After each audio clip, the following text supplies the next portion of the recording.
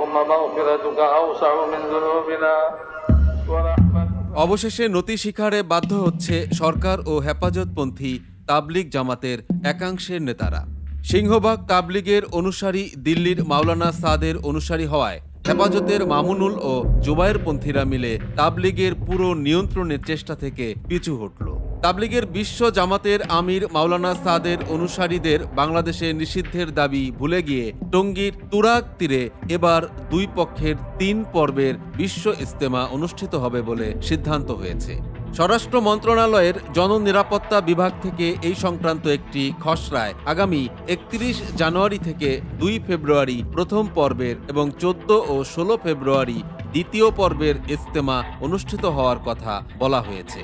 দ্বিতীয় পর্ব শেষে ১৮ ফেব্রুয়ারি মাগরিবের ওয়াক্তের মধ্যে ময়দান প্রশাসনের কাছে হস্তান্তর করবে। সিনিয়র সচিব ও সুয়ারি নেজামের মুরব্বীদের উপস্থিতিতে ইজতেমা অনুষ্ঠানের বিষয়ে সর্বসম্মতিক্রমে এ সিদ্ধান্ত নেওয়া হয়েছে বলে খসড়ায় বলা হয়েছে। তাতে বলা হয়েছে প্রথম পর্বের বিশ্ব ইজতেমা ২ ভাগে আয়োজিত হবে। সুয়ারি নেজাম তাবলিগ জামাত বাংলাদেশের অনুসারীরা ২ ভাগে ইজতেমা অনুষ্ঠানের পর ৬ ফেব্রুয়ারি বৃহস্পতিবার মাগরিবের ওয়াক্তের মধ্যে ময়দান প্রশাসনের কাছে হস্তান্তর করবে।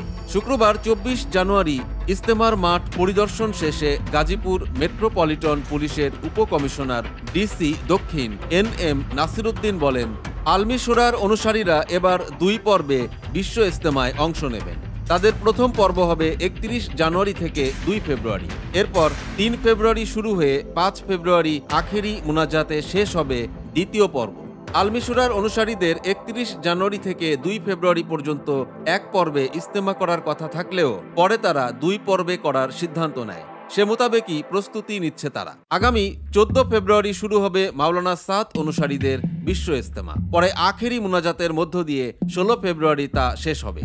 গাজীপুর মেট্রোপলিটন পুলিশের উপকমিশনার আরও জানান, এবার বিশ্ব ইজতেমার তারিখ সরকারি সিদ্ধান্ত মোতাবেক নির্ধারণ করা হলেও কোনো প্রজ্ঞাপন দেওয়া হয়নি, মৌখিকভাবেই করা হয়েছে।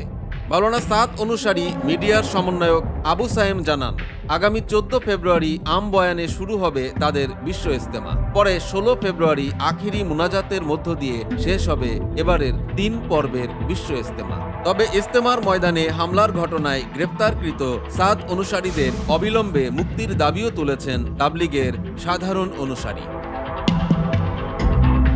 প্রিয় দর্শক, সমকালীন সব চমৎকার খবর ও বিশ্লেষণ দেখতে সাবস্ক্রাইব করুন আমাদের চ্যানেলটি।